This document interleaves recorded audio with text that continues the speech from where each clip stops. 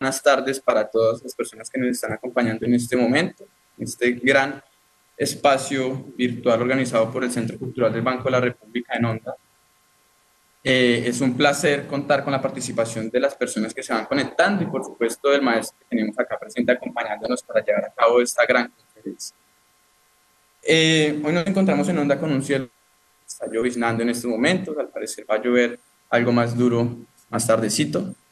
Estamos en una temporada de lluvias alta en todo el país, unas con consecuencias catastróficas a nivel humano, en algunos sectores incluso de la ciudad de Honda, que no suele llover mucho, pero últimamente sí ha hecho un clima bastante lluvioso.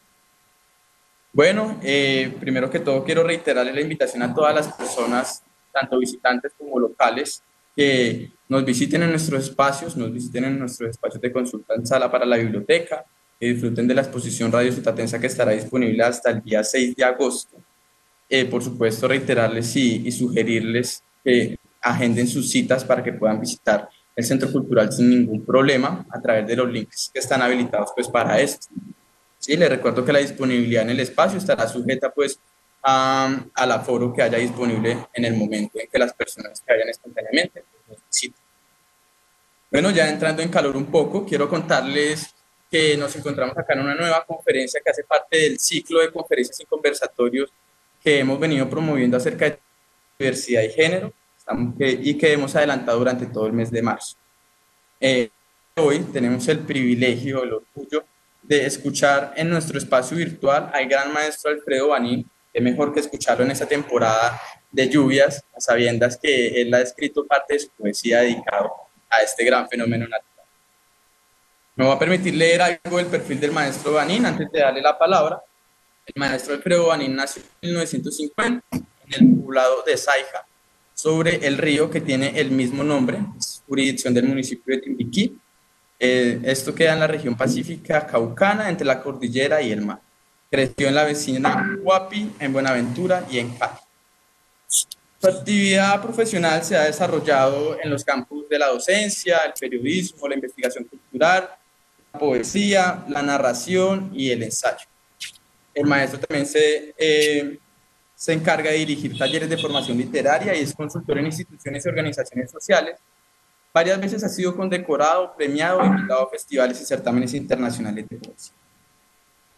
En cuanto a sus publicaciones, el maestro ha escrito Cimarrón en la lluvia de 1991, Jornadas de Taur de 2005, y estos son el primero y el último de su producción poética. En ella las palabras entregan un territorio de lluvia, vegetación desbordada y ríos, barro y pavo. Ofrecen un mundo de pueblos estancados donde los niños abandonan sus cuerpos desnudos sobre troncos salpicados y los adultos viven con la piel húmeda y salada, en una incertidumbre absoluta que les viene de ancestros esclavizados. Los naipes y dados ciegos que distraen sus fatigas son una metáfora del azar al que juegan la vida, el amor y la muerte en las tardes. Bueno, sin más preámbulo, quisiera darle la palabra al maestro Alfredo Banín, que va a venir a hablarnos un poco acerca de la literatura afro y de esta riquísima producción literaria que ha hecho pues esta comunidad. Bienvenido, maestro, y el espacio es todo tuyo. Muchas gracias y muy buenas tardes a todos los que están presentes. Muchas gracias al Banco de la República de Honda, de la bella ciudad de Honda, de donde estuve alguna vez y a la que quiero volver por su gran encanto.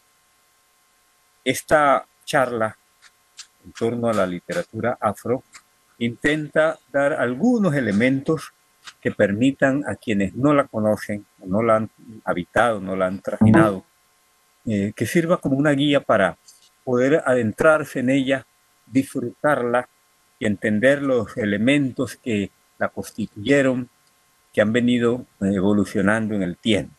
Hablaremos de lo más, digamos, lo más importante que nos permita, que les permita entender un poco el proceso de esta literatura que llamamos afro, y vamos a hablar especialmente de escritores, poetas, narradores orales, tanto del Pacífico como del Caribe. Muy bien, ambos pueblos, tanto el Caribe como el Pacífico, tienen una particularidad o algo que los une, y es su gran población afro, y por otro lado, unos hábitats de ríos que me atrevo también a catalogar a ambos como pueblos fluviales. Eh, en ese sentido, los poblamientos, sobre todo en el Pacífico, fueron muy dispersos, de pequeños pueblos a lo largo de los ríos. El Caribe ha tenido la particularidad de poderse conectar en gran parte mediante carreteras, algo que no ocurre en el Pacífico, salvo dos puntos, dos pueblos de sur y norte del Pacífico, pero el resto sigue teniendo los ríos, el mar, como los principales vehículos o medios de transporte entre unos pueblos y otros, e incluso con el interior del país mediante saltos que van desde una canoa a un avión. Esa población dispersa va a marcar de alguna forma tanto la estructura comunitaria como las maneras de comunicarse e incluso de conocer y dar y enviar sus historias mediante ciertos mecanismos que veremos ahora. Pero a su vez estas maneras aisladas de vivir han creado mucha solidaridad en los grupos. Una vez que los pueblos se liberaron de la esclavitud, empezaron a crear poblados donde la solidaridad, tanto al interior de los grupos afros como con las comunidades indígenas, fue importante para el desarrollo de la vida. Una de las primeras, de los primeros elementos de la palabra debe ser destacado a través de una rica tradición oral. Esa rica tradición oral que vamos a encontrar en el Pacífico, en el Caribe, tiene sus raíces, desde luego, en la herencia de África, de la costa occidental de África, pero también en el contacto con los indígenas y el legado hispánico que es asimilado y transformado al interior de las comunidades. Por eso, cuando encontramos los relatos y las composiciones poéticas de las comunidades afro, vamos a encontrar una gran herencia hispánica en la estructura de la décima y la copla. Incluso en el Pacífico se maneja una estructura muy complicada que se llama la décima glosada, que consiste en tener una cuarteta inicial y luego cada estrofa décima, 4 estrofas décimas, en las que el último verso glosa o repite un verso de la cuarteta inicial. Y ha servido normalmente para competencias, una práctica que ya ha decaído mucho, pero que tiene un par en el Caribe, que es la piquería, aunque no es glosada. La décima, de origen hispanoárabe, nos llega a América y los hombres negros del Pacífico y mujeres se apoderan de ella y le dan su propio ritmo. Recordemos pues que los pueblos africanos que llegan esclavizados no traen una escritura como tal, pero sí traen una gran riqueza en la memoria. Provienen de reinos muy adelantados y se incrustan en las sociedades colombianas y producen un legado que es imborrable, que muchas veces no lo sentimos, tanto en el idioma, en las prácticas productivas, en la cosmovisión, pero que la literatura que se está produciendo en los últimos tiempos ha recogido muchos de esos elementos y los ha puesto en función del relato escrito. Por su parte, los indígenas, son varios grupos indígenas a lo largo del Pacífico, entre ellos los Embera, Peraras, Unam, Aguá al sur. Los indígenas tenían ya pues toda una cosmovisión que es compartida en cierta forma con los grupos negros que llegan. Y yo quiero destacar uno de los grandes mitos Emberas, que es la creación del mar, de las aguas, de los ríos, cuando el dios Karagaví quiso darle agua a los hombres y permitió contra toda la oposición de Tumiá, de Antumiá, que no lo quería, que los hombres tuvieran agua. Hizo derribar un árbol que se llama Genené, y ese árbol, al caer, con ayuda de unas aves que quitaban las lianas que les impedían caer, al caer se partió en dos y dio origen al mar del norte, el que está al norte, en Acandí, y el mar que está en Juradó, o sea, el Pacífico, el Caribe y el Pacífico. Y luego tuvo que robarse el fuego de los ojos de un lagarto para que los hombres tuvieran que cocinar. Y luego permitió que los hombres anduvieran en pareja y procrearan. Así resumida es la historia del mito fundacional de los Emberas, que va a determinar en cierta medida los elementos básicos en los que estas comunidades sientan su memoria. Y por otra parte, las comunidades africanas llegan también con una cantidad de relatos, de mitos en sus propias lenguas que luego van perdiendo al ser asimilados y apartados, divididos y fragmentados en las piezas como piezas de rocería o de minería o para el transporte en el río Magdalena, en el caso del Caribe. Se pierden las lenguas, quedan palabras, quedan apellidos, pero estos relatos seguirán teniendo mucha influencia en las posteriores cosmovisiones. Quiero referirme también a un elemento que es importante destacar para entender el auge que ha tenido en el mundo y particularmente en Colombia la escritura afro. Proviene de esa historia que narraba de la llegada de hombres y mujeres negros con una cosmovisión, con unos relatos encima, y que en un momento dado del siglo XX, a comienzos del siglo XX, la literatura, los mitos y tradiciones de África empiezan a ser revalorados por los antiguos colonizadores, y encontramos que intelectuales franceses, por ejemplo, belgas, vuelven sobre estas comunidades a entender un poco cómo son sus mitos, y hacen unas compilaciones extraordinarias.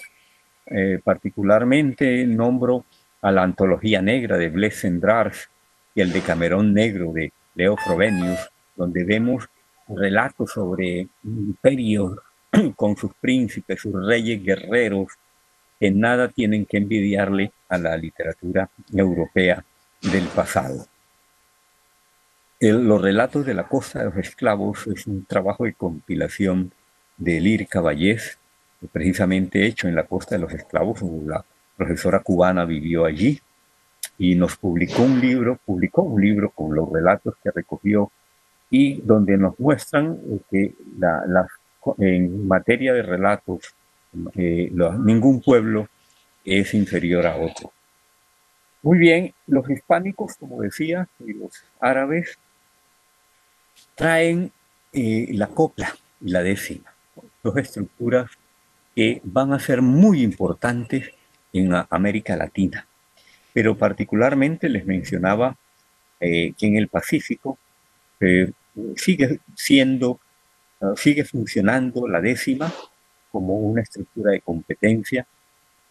Ha servido siempre para transmitir las noticias que ocurrían de un pueblo a otro, así como en el Caribe los vallenatos transmitían las historias tal como lo testimonia García Márquez en 100 años, por ejemplo.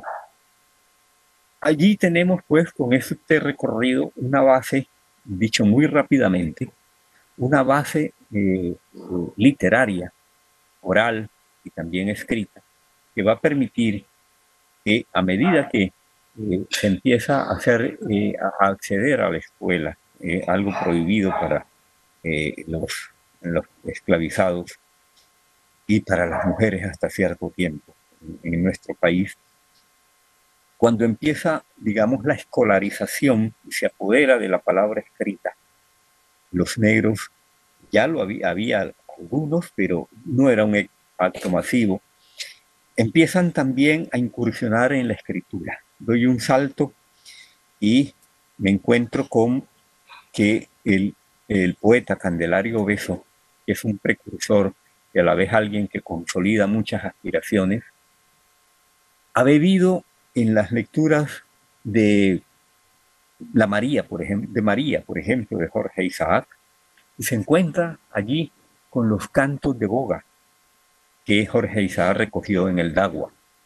Esos cantos de boga van a producir un libro extraordinario que se llama un poema extraordinario muy conocido que se llama Canción del Boga Ausente, uno de los poemas más conocidos de Candelario Beso, y donde Candelario va a plasmar la vida, el amor, el desamor de un boga del Magdalena. Es a la vez un modernista, un hombre que va a anticiparse al modernismo, que va a utilizar formas dialectales del boga negro de Magdalena y se está anticipando a toda la playa de poetas modernistas que va a haber en América, que en el caso de Colombia vamos a tener a José Asunción Silva, un hombre ya urbano, intimista, pero Candelario Beso nos va a dar 100 años antes de que se publicara 100 años de soledad, nos va a dar un camino bien importante para entender y valorar las expresiones escritas y habladas y orales de las comunidades negras. Este gran poeta será un ícono para siempre en el mundo afro. Podemos mencionar poetas que van a encarnar también esa escritura con gran peso, pero nos remitimos ahora, antes de continuar en Colombia, a escritores que impulsan desde otras naciones esta validación y este gran auge de la escritura afro. En África surge en medio de las revoluciones de descolonización grandes poetas y escritores muy importantes para entender cómo a América Latina y al mismo Estados Unidos vamos a encontrar vamos a tener escritores como Agustín Neto, un poco más moderno a Chinua Achebe. Ser va a aparecer en Martinica, Sedar Senghor del Senegal, Derek Walcott. Estoy dando no en las fechas, un continuum de fechas, pero son escritores que van a generar un gran autorreconocimiento en América. Y estas respuestas serán también profundas. El primer hombre que habló de lo real maravilloso, o al menos que conozca, fue Alejo Carpentier, que produjo novelas como Ecuellan Bao, novelas negristas en sus personajes, en sus historias, el reino de este mundo. En Puerto Rico hay un poeta que era muy nombrado antes, Pales Mato, que asume también los vocablos negros, las andanzas, ciertas costumbres. Plácido Acevedo en Cuba, anterior a ellos. Y posteriormente habrá otros poetas que asumen lo negro como en Cuba, por ejemplo, como Carolina Herrera, Marta Herrera y Nancy Morejón, dos mujeres poetas de alto vuelo que han influido mucho incluso en ese rehacerse de la mujer, de la intelectual en América Latina. Siguiendo con Colombia, tenemos bajo esta égida, bajo esta ruta que se abre en Europa, en el Caribe. Recordemos que con Frantz Fanon, Sedar Senghor el poeta senegalés y presidente van a crear el l'étudiant noir, el estudiante negro en París, y eso va a servir para que mucho tiempo después Cedar Senghor y Ser, perdón, regrese a su Martinica, siga siendo un activista político e incluso llegue a ocupar altos cargos. El cuaderno de retorno a un país natal de Ser va a estar entre los libros que, sin ser de la misma corriente de todos los poetas franceses, de los poetas modernos franceses, va a ser asimilado como uno de ellos. En Colombia, mientras tanto, empieza a surgir una generación de poetas, de escritores muy importantes que a la vez tienen ejercicio político de reivindicación de lo negro y van a ocupar altos cargos. Entre ellos, Natanael Díaz es un poeta fundamental, un escritor, un intelectual, político, fundamental para la fundamentación de esta literatura que llamamos afro, que poco a poco ha ido ganando reconocimiento. De Natanael, como gestor de un movimiento, van a surgir otros poetas como Jorge Artel en el Caribe, Elías Martán Góngora en el Cauca, en el Pacífico caucano, Arnoldo Palacios, narrador de gran importancia. Incluso hace poco se conmemoraba su obra Las estrellas son negras, de la que hablaremos muy bien. Y tanto Elías Martán como Manuel Zapata Olivella, que no solamente Manuel era un gran narrador, sino el hombre que abrió caminos en la investigación del negro en Colombia, en América, en África. Su novela cumbre, Changó el Gran Putas, es una novela que consideramos la gran novela de la diáspora africana.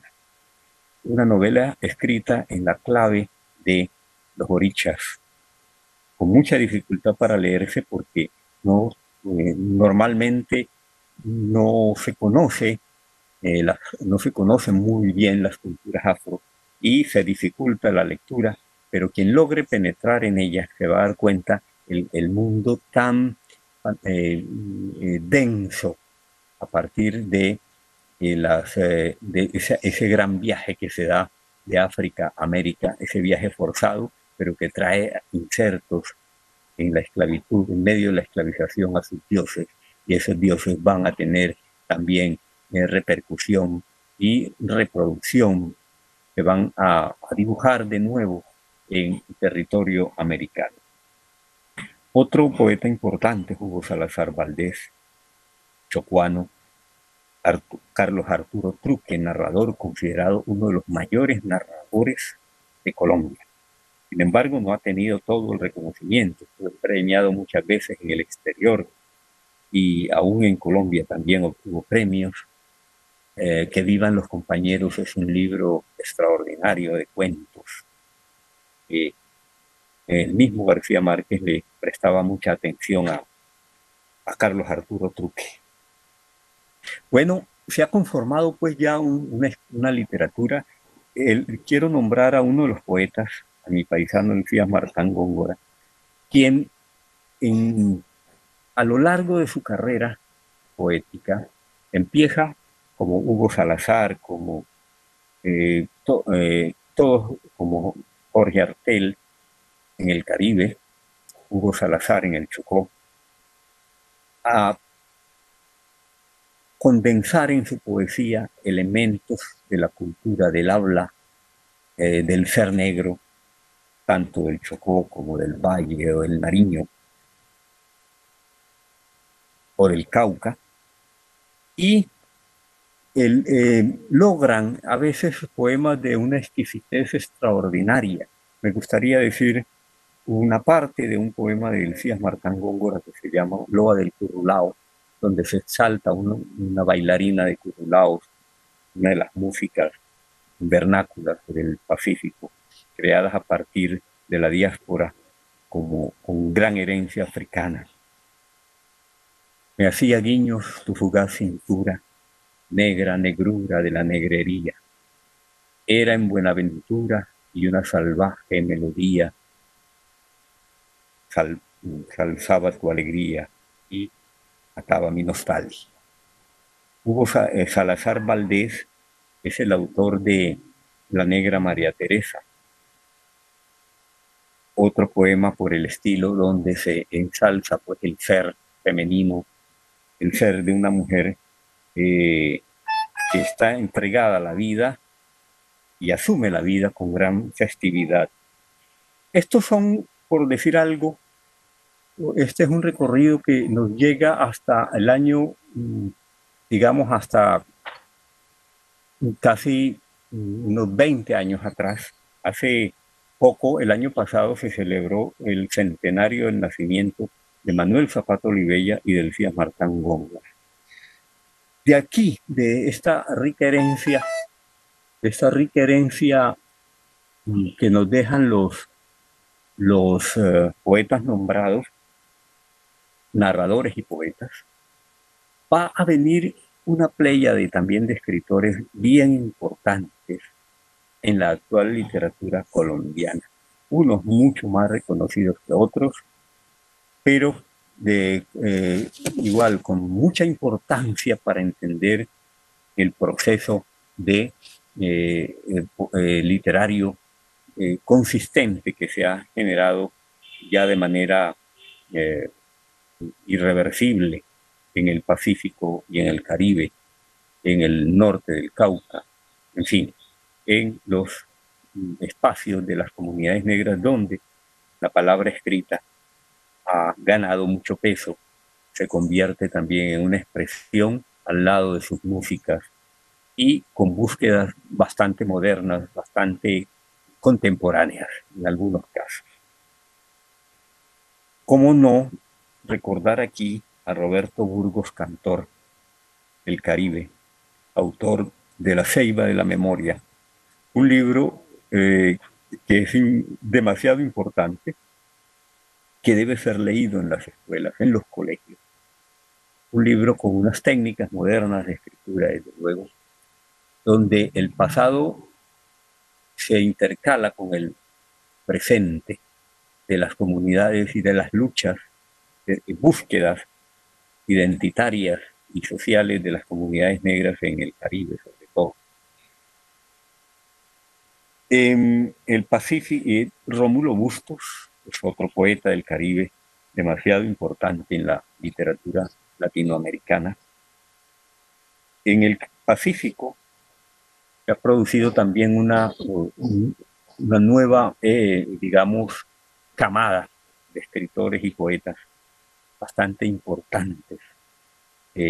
Ahora ha tomado mucha fuerza la escritura en el Pacífico, en las zonas de Cali, del Valle del Cauca en general, del Cauca, del Nariño. Tenemos que nombrar aquí a Adelaida Ochoa, una narradora caleña que escribe y gana premio Casa de las Américas con su novela, una novela que recrea la historia narrada por Jorge Isaac de manera distinta. Es como si la prolongara, más bien la prolonga. Es su hijo, una princesa africana, y su hijo que quieren regresar a África. Y el regreso de alguna manera se da a través de muchas peripecias, porque eso era la aspiración del personaje de Jorge Isaac, uno de sus personajes que había sido princesa en África, fue raptada, traída por Panamá hasta luego Buenaventura, luego a la hacienda, a las haciendas del Valle del Cauca. Medardo Arias, narrador y poeta de Buenaventura, Hernando Rebelo, poeta también de Guapi, Uriel Cassiani, poeta del Palenque, de San Basilio del Palenque. Mujeres de gran importancia en la literatura, como Mari Grueso, Teresa Ramírez, Talula Flores, que representan pues la cuota de creatividad, de creación, para que se considere y se pueda hablar de un corpus literario negro, con distintas modalidades, distintos acentos en sus temáticas, pero de todos modos se ha construido ya un corpus literario bien importante. De tal manera que todos esos grandes poetas desconocidos y orales que surgieron en África, en los imperios, en Egipto, en el Dahomey, en Malí, en Songhai, en Ghana, han permitido, están ahora siendo revitalizados a través de las grandes conquistas literarias que se han dado en la literatura afro, tanto del Caribe como del Pacífico. Si alguien me preguntara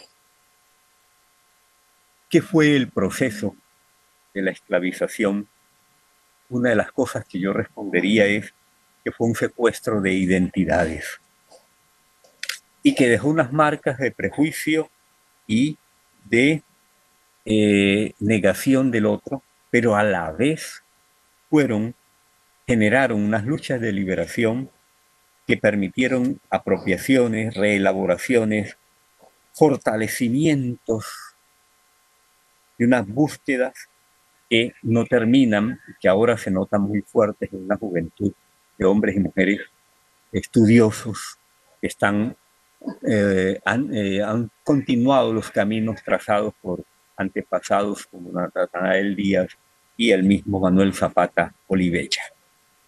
Ese es esencialmente nuestro recorrido por la literatura. Voy a despedirme para luego conversar con alguno de los que quieran hacer algunas preguntas. Voy a leer una décima creada en Tumaco por un poeta popular que se hacía llamar el poeta de las tres letras. Se llamaba Benildo Castillo. Al infierno me bajé solo con mi escapulario, al diablo le hice rezar el Santísimo Rosario. Lo puse tan rezandero que le quité la pereza, clarito le hice decir magnífica y en grandeza. Lo hice entrar a la iglesia a rezar la letanía, el rosario de María, se lo hice rezar otra vez, para que corra mi fama, al infierno me bajé. Una vez me santigué y me fui donde un ministro, topé a Lucifer rezando, Señor mío Jesucristo. Nunca en mi vida había visto un diablo tan rezandero, ni el Redentor de los cielos, oh soberano santuario, y yo me quedé admirado solo con mi escapulario. Yo vi al diablo grande que iba corriendo a gritos, toditos los del infierno me clamaban el bendito, y los diablitos chiquitos rezaban el santo Dios. La diabla dijo, ay por Dios, y cogió su escapulario, y en sus oraciones reza el Santísimo Rosario. La diabla rezó el rosario toditas las 5 casas, rezó 7 avemarías y cantó 10 alabanzas. Me fui al París de Francia en compañía de María para definir porfía, soy segundo Fierabras, para que corra mi fama, al diablo hice rezar.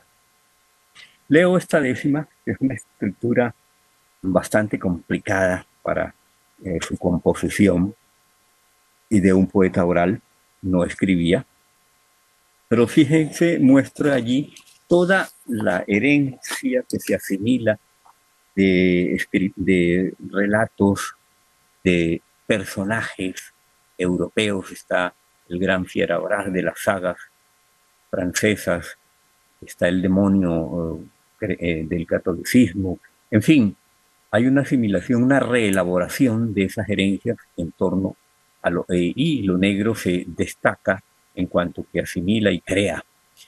Es importante, siempre estas tradiciones orales las menciono porque han sido el fundamento de la literatura escrita que surgirá en el futuro y por la cual hemos andado. Dejo pues allí por si acaso hay alguna pregunta de los presentes o un diálogo Maestro, que entablar. Sí, muchísimas cuénteme. gracias por tu maravillosa intervención, por ese maravilloso recorrido que nos hiciste a través de los autores y autoras que han construido esta gran literatura afro. Vamos a saludar por acá. Tenemos a Ángel, tenemos a C. Guevara, tenemos a Hugo Pérez Vaqueros, tenemos ahí conectado a Andrés Mauricio Vela, Delio Fernando Rojas. Les enviamos un saludo y les agradecemos por acompañarnos en este espacio virtual. Ahora con el maestro vamos a entablar una pequeña conversación donde yo le voy a hacer algunas preguntas que giran alrededor pues, de lo que nos ha venido hablando durante esta primera media hora. Y quisiera arrancar preguntándote, maestro, por un tema un poco de empoderamiento. Quisiera preguntarte cómo aporta la literatura afro a generar nuevas maneras de ver pues, la historia afro, valga la redundancia. ¿Qué manera nos aporta? Cambiar de perspectivas, a aportarnos Bueno, en ese muy sentido. bien. Algunos de los autores que mencioné, bueno, y casi todos, sobre todo los que hablé al comienzo del siglo, Natanael Díaz, Elías Martán, eh, en fin, aportan, especialmente el primero, una perspectiva política. Es decir, la literatura afro, tanto en Colombia como en el resto de América, se convierte también en un aliado político. ¿En qué sentido? Mientras las huellas de la esclavización, las desigualdades, las exclusiones han continuado en América y fueron de manera muy fuerte en la Cuba pre-revolucionaria, mientras la pobreza en Haití ha continuado. Los poetas, los escritores han sido voces populares, han sido voces que de alguna manera han hablado por estos pueblos a través de su literatura.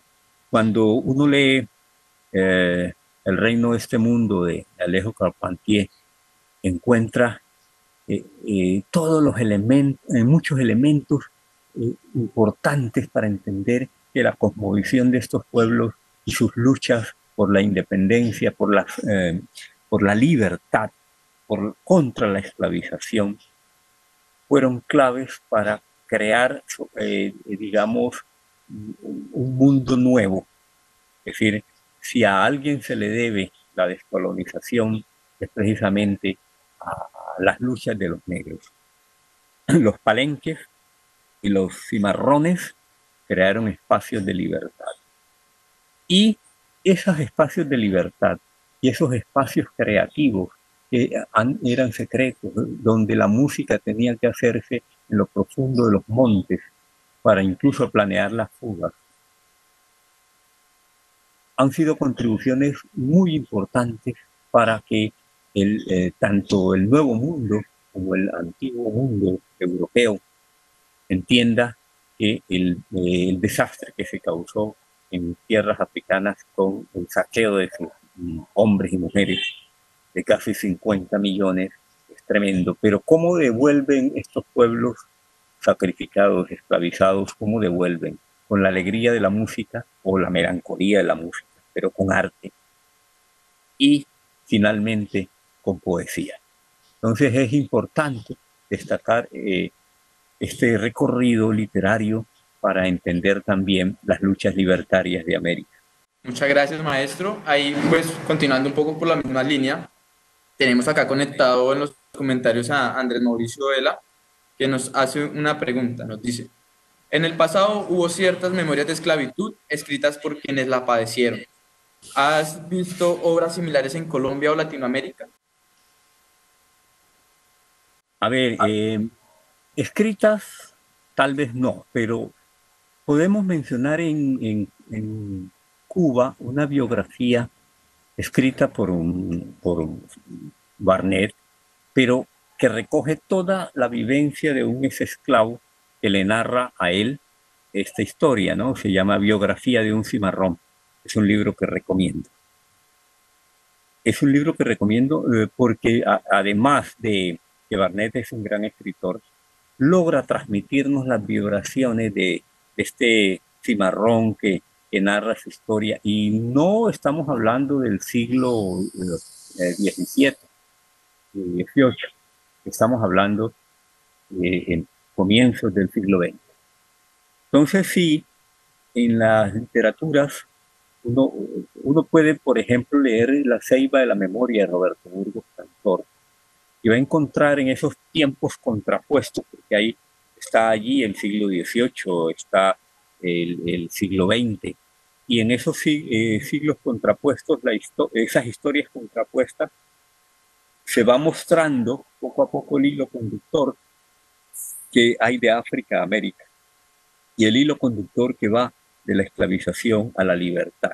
Incluso como parte de esa memoria, uno de los personajes se llama Analia, y creo que nunca lo pude conversar, pero hay un personaje muy importante en las literaturas orales, en los relatos orales de África, en el que aparece una princesa, Analia Tubari, que es la, digamos, el amor de un guerrero que luchando muere, pero logra construirle una gran torre para ella y ser sepultado en ella, y muere por ella, muere invocándola. Digamos, es un relato bastante interesante en cuanto muestra el lado del guerrero, porque siempre se creyó que los africanos fueron atrapados de manera, digamos, que nunca combatieron. Esa historia de combate viene desde los orígenes de África. Muchísimas gracias, maestro. Acá nos siguen comentando las personas que están conectadas. Tenemos un comentario de Anma Hurtado. Nos dice, maestro, mucho se ha investigado sobre la escritura de mujeres esclavizadas o libertas después de la abolición de la esclavitud. Se sabe que algunas sabían leer, pero ¿hay algún rastreo que nos permita conocer sus pensamientos escritos? Hay, casi no se ha publicado todas estas historias. E incluso también aparecen unas historias que son un poco falsificadas, ¿no? Hay que tener mucho cuidado con estas historias. Pero sí, ¿cómo se pueden rastrear la mayoría? Hay archivos a los que se puede ir. Por ejemplo, un historiador de la Universidad Javeriana, gran amigo, hizo un trabajo de investigación sobre el proceso de liberación de una mujer y sus hijos, en, precisamente en Honda. Ella buscó, estoy tratando de recordar el nombre de ella, bueno, el libro Rutas de Libertad, publicado por el Ministerio de Cultura, está en la biblioteca de Luis Ángel Arango de manera virtual. En ese libro está narrado la historia de ella, cómo se acude a los tribunales. Ella no era letrada, pero logra hacerse a las herramientas jurídicas necesarias para ir hasta los tribunales y luchar por la liberación de sus hijas, ¿no? Porque ella de pronto ya no podía conseguir la libertad, pero sí luchó por que se libertara a sus hijas. Y es cierto, sí hubo mujeres letradas de gran importancia, pero son historias que, como digo, solo se pueden ir conociendo a través de los archivos, en algunos textos que poco circulan, pero sí las hay, y historias bastante importantes. Muchas gracias, maestro, por esas luces que nos das acerca de dónde podemos encontrar este importante conocimiento que es fundamental, sobre todo para visibilizar esa voz de las mujeres. Siempre ha estado ahí como en un segundo plano. Tenemos Sí. acá otro comentario de una chica llamada Carito Escobar, donde nos pregunta, ¿cómo podemos involucrar la literatura afro en la escuela? ¿Qué autores nos recomiendan? Pregunta bien importante. Yo hice alguna vez una compilación de relatos orales del Pacífico Sur, y ese libro ha servido mucho, incluso para los maestros. Una maestra de Buenaventura me dijo un día, bueno, ya me aprendí los relatos y ahora los estoy contando sin necesidad del libro. Y dije, bueno, esa era la idea. Ahora, si uno no tiene acceso a ciertos libros escritos, la misma comunidad pero con sus mayores, antes de que se nos mueran, uno puede rescatar historias. Y siempre en los pueblos, en los grupos étnicos, yo recomiendo que empecemos a contar las historias de esos grupos. Esas historias orales no reemplazan a la historia, ¿eh? Porque muchas veces nos dicen es que eso no es historia. Esas narraciones lo que sirven es para ver cómo las comunidades se narran a sí mismas, ¿no? Ya el historiador o el etnógrafo llegará a buscar fechas exactas, personajes, nombres, lugares, porque en el relato mítico los lugares y los tiempos se entrelazan, ¿no? De manera que no nos servirá para decir esta es la historia, pero sí nos sirve para decir cómo los hombres ven su historia y cómo se ven a sí mismos en la historia. Yo siempre pido, aconsejo, que se empiece por conocer las historias de ese pueblo. Antes que yo aprendí a leer con las historias recontadas del Génesis, de la Biblia en general. Conocí antes a Moisés que a Tía Conejo, ¿no? Que a Tía Conejo lo conocí en casa, cuando me contaban las historias en casa, pero servían para que nos fuéramos a dormir temprano, para deleitarnos, pero no las sentía uno como sus historias.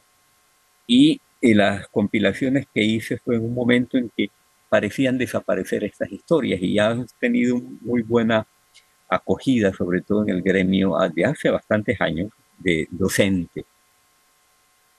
A la vez, busco historias, he buscado muchas historias orales de África, ya escritas como las que mencionaba, ¿no? Antología Negra de Blaise Cendrars, relatos de la costa de los esclavos. Incluso en Colombia se han hecho varias ediciones sobre historias míticas indígenas. Muy bien. E ir introduciendo al niño, al joven, al estudiante, poco a poco, en las historias escritas de los escritores negros, pero sin descuidar la universalidad de la literatura.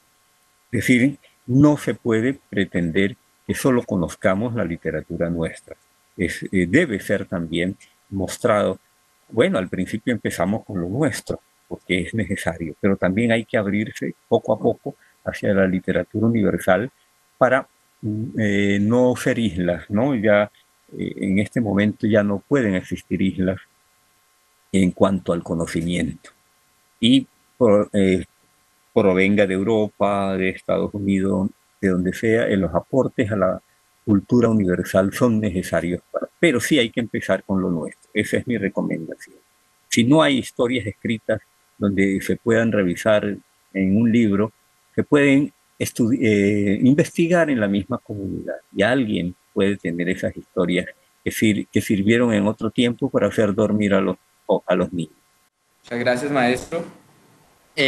Claro, el tema de la literatura afro en las escuelas es totalmente necesario y en esta medida es porque también nos lleva a mirar la historia desde otra perspectiva, bueno, lo que conversábamos hace un rato. Por eso nos comenta aquí Angie Marcela en los comentarios que tenemos, nos dice, maestro, ya que mencionaba la decolonialidad en determinado momento de la charla, me surge una duda. ¿Cuál considera usted que podría ser una de las razones por las cuales en las instituciones educativas, especialmente en los colegios, se sigue narrando la historia desde su construcción colonial, pese a que Latinoamérica tiene una densidad poblacional afroindígena bastante considerable? Sí, esta es todavía una herencia colonial, ¿no? Muy arraigada. Y yo no digo que es culpa de los docentes, sino que hay una estructura todavía colonial en el mismo pensum escolar. Que aunque, por ejemplo, eh, la Constitución del 91 dio origen a al el empoderamiento regional en los consejos comunitarios negros, por ejemplo. Luego deriva la nueva ley de educación que tiene un gran contenido étnico, pero el sistema, el Estado mismo, el alrededor mismo, todo lo que circunda la educación y a sus actores, sigue teniendo una mirada muy colonialista. Entonces, eso, eso impide un empoderamiento frente a la misma creatividad. Es decir, en este momento un colegio de en comunidades negras puede crear sus propios textos. Desde luego se requiere un ejercicio intelectual, investigativo, pero tenemos las herramientas para eso, tenemos las personas para eso, tenemos gente nuestra que están dando batallas intelectuales de alto calibre, tenemos mujeres aguerridas en la intelectualidad colombiana, y lo que nos ha faltado es que se calibren y se unan todas estas experiencias y luchas, se articulen para poder llevar adelante, porque la ley incluso lo permite. No es un problema de ley, desde luego, pero sí, esa ley fue una conquista y tenemos cómo introducir pensum, un pensum, una forma de étnica de la educación a partir de lo que es nuestro pueblo. Eso está completamente esbozado en la misma ley educativa y tenemos que dar el paso, el salto, el gran salto, porque ese reconocimiento y esa, digamos, nueva educación descolonizadora a la que aspiraba Freire y otros grandes pensadores que nos dan líneas, nos dieron muchas líneas. Hace poco publiqué yo un texto en un blog que tengo que se llama Hilario del Sur, donde decía leer para siempre, la lectura en contextos étnicos, ¿no? Entonces yo hablaba de cómo fue mi experiencia. Yo empecé a leer historias donde aparecían pueblos que para mí no significaban nada, lejanos, no eran mis pueblos.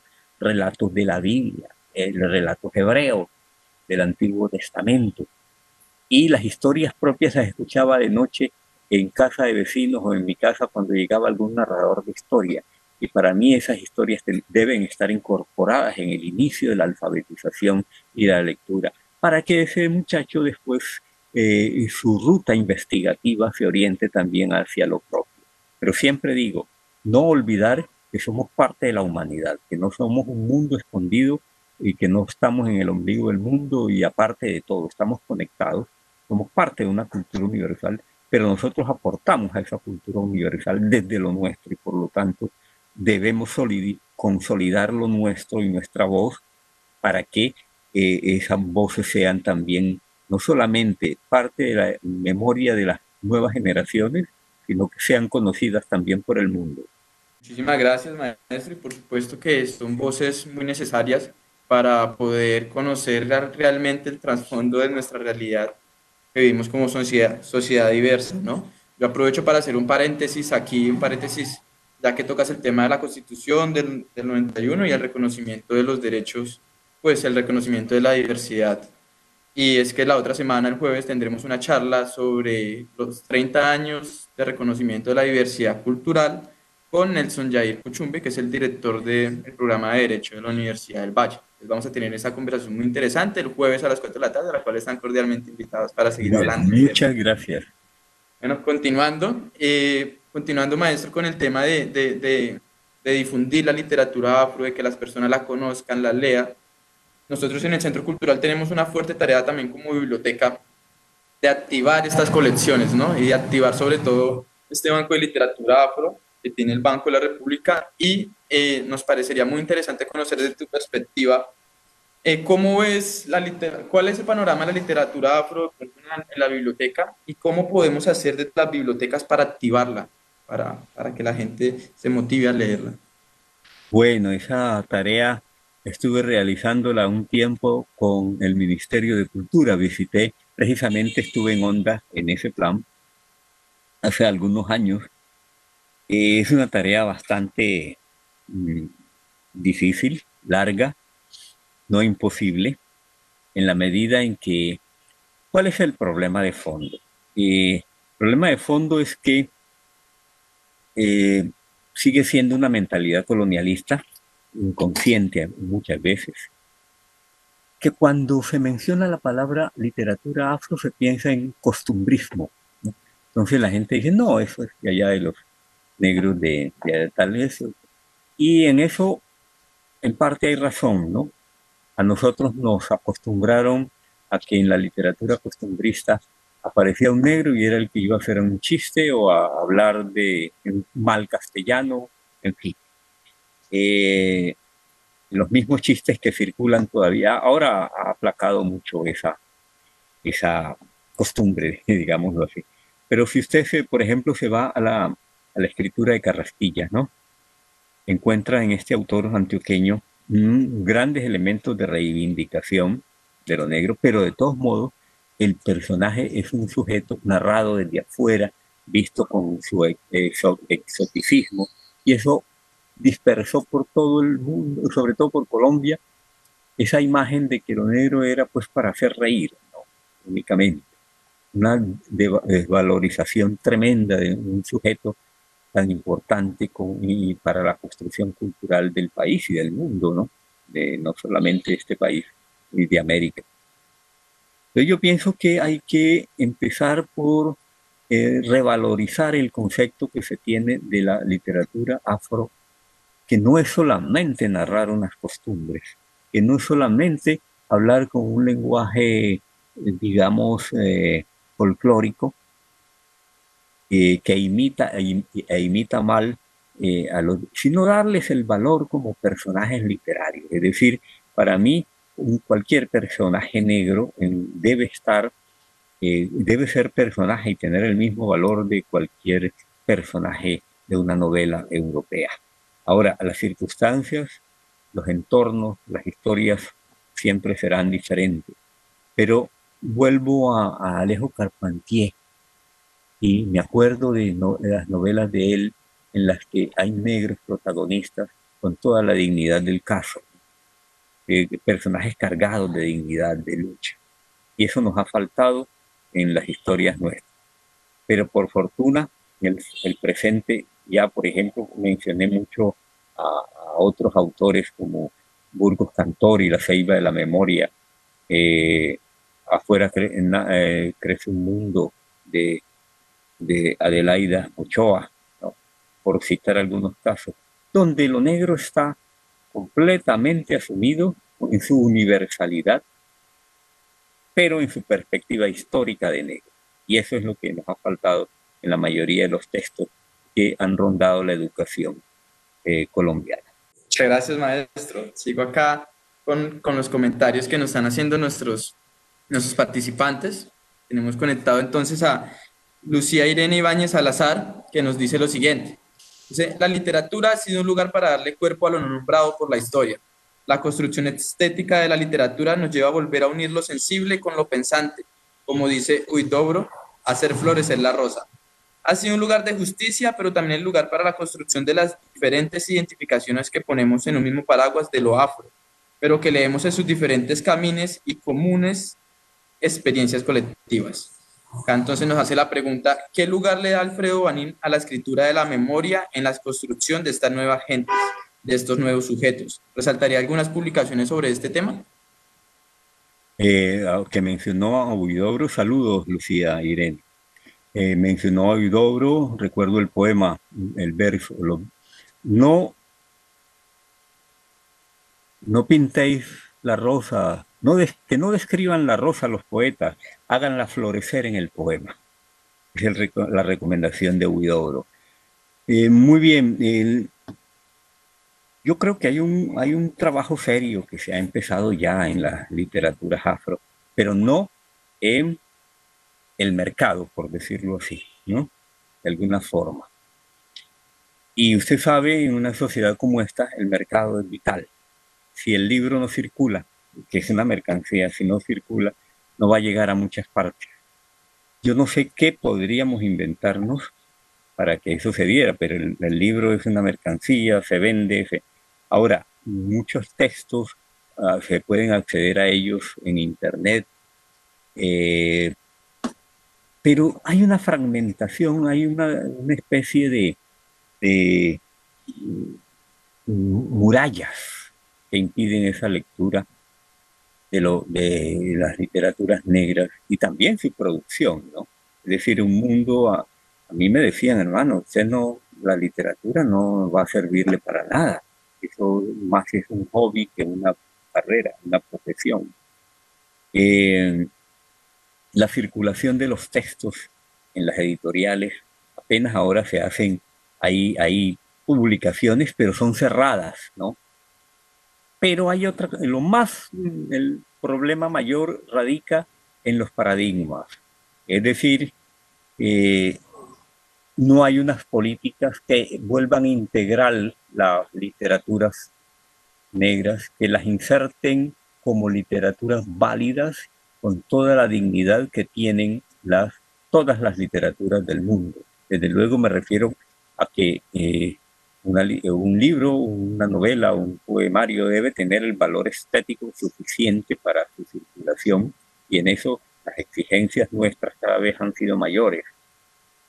Pero la misma, digamos, la misma mirada que se le da estructuralmente a las comunidades negras también recaen en sus productos intelectuales o artísticos, que he visto como lo negro, no como literatura, sino como literatura negra, en el sentido en que, bueno, eso es otra cosa. Y pienso que en la lucha que hemos venido teniendo para valorizar lo nuestro, todavía falta mucho, pero debe ser una apuesta no solamente de artistas, escritores, sino de un Estado. Y el Estado debe tener parte en esto desde sus ministerios, especialmente el Ministerio de Cultura. No mostrar siempre lo negro como algo exótico, sino como parte integral de una nacionalidad. Muchas gracias, maestro, por esas grandes intervenciones y las respuestas a las preguntas que nos han venido haciendo. Ya vamos cerrando el espacio, ya llevamos una hora acá de charla.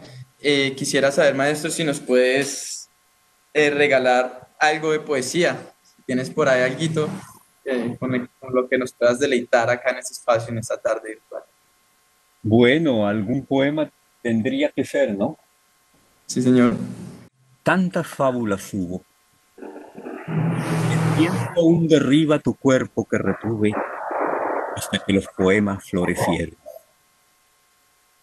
Frente al mar agredido, deslindamos el caos y el espanto. El mar, lo que el mar quiere, y húmedo gesto, y descendimos hasta profundidades que las brumosas perspectivas rondan y contradicen. Piqueros golpearon el aire serpentino de las gavias. La ostra sal, el mundo. Ese poema está en Jornadas del Taur, precisamente en la Biblioteca de Autores Afrocolombianos, que tiene Luis Ángel Arán. Y estas Jornadas del Taur, y también Cimarrón en la lluvia. Los libros que fueron mis primeros libros, y creo que hay una edad en que se producen los mejores poemas.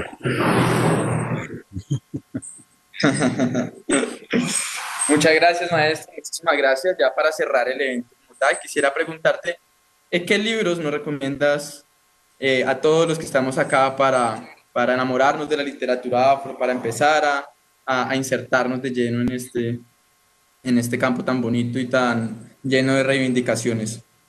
Bueno, hay un texto de hace pocos años y de una escritora africana muy joven que yo siempre recomiendo a mis alumnos y a todo en general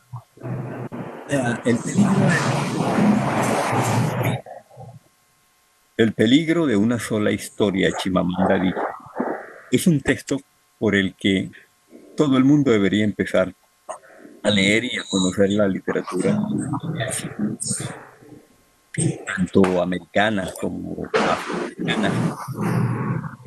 africanas, asiáticas, etcétera. Toda la literatura del mundo. Es un texto de una gran sencillez, pero de una factura literaria extraordinaria, ¿no?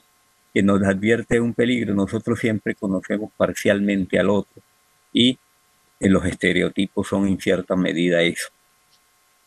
Pienso que hay que rebuscar mucho en el trasfondo de los libros y las cosas escritas para ir entendiendo cómo la expresión de nuestros pueblos ha sido ahogada, ¿no? la lucha porque los poetas latinoamericanos salieran a flote en tiempos de Rubén Darío.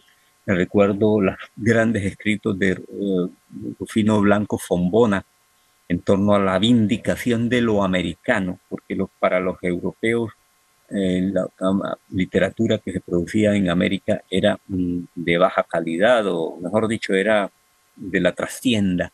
Sin embargo, ya teníamos a un Rubén Darío, ya teníamos. Y Blanco Fombona hace una gran pelea por el reconocimiento de autores muy importantes. Entre ellos está César Vallejo, ¿no? Está Neruda, sí. Y esa lucha fue larga. Neruda, Latinoamérica, no llegó digamos, a la cima del reconocimiento porque simplemente había buenos escritores. Fue una lucha política también. Y pienso que con lo afro ocurre lo mismo en nuestros territorios. Es decir, que deje de mirarse al afro que solamente produce música, que solamente produce artesanía. Hay una tradición literaria bien importante que hay que estimular, pero también visibilizar. Muchas gracias, maestro, por todas las intervenciones. De nuevo te lo reitero, muchísimas gracias. En serio, estoy muy agradecido por que hayas aceptado esta invitación y estés acá acompañándonos. Para nosotros es un motivo de gran orgullo, en serio. Y yo, Muchas gracias y ya, no sé si quieres darles unas palabras de cierre a las personas que nos acompañaron. no, agradecerles mucho esa atención. Me he podido ver algunos rostros. Espero que haya, yo no digo que uno agota en una charla un conocimiento, un conocer, incluso es mucho lo que falta, pero sí estimula la búsqueda, la investigación y el reconocimiento a hombres y mujeres del pasado que han puesto la palabra afro en la cultura. A ellos también nuestros agradecimientos. Y gracias al banco por permitirme este diálogo directo. Por supuesto que sí, maestro. Esto es una excusa apenas para que las personas se inserten en este mundo y conozcan mucho más de la literatura. De nuevo les reitero nuestra invitación. El otro jueves a las 4 de la tarde, el 25 de marzo, estaremos acompañados por el doctor Nelson Jair Kuchumbe hablando acerca de estos 30 años de reconocimiento de la diversidad cultural en el país. Así que muchas gracias por los que nos acompañaron y esperamos verlos pronto por este mismo canal. Buen día para todos y buen fin de semana. Muy buen día.